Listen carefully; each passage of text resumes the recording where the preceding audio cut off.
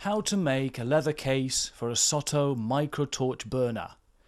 Print out the template, which is available as a free download linked in the description.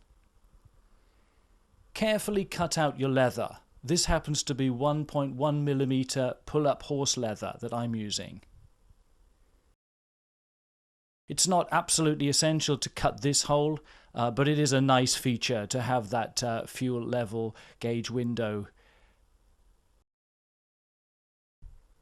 Then I glue the edges, where you see here, and then using my wing dividers, 5mm in from the edge, I mark a line for the stitching. Then I mark and punch the holes.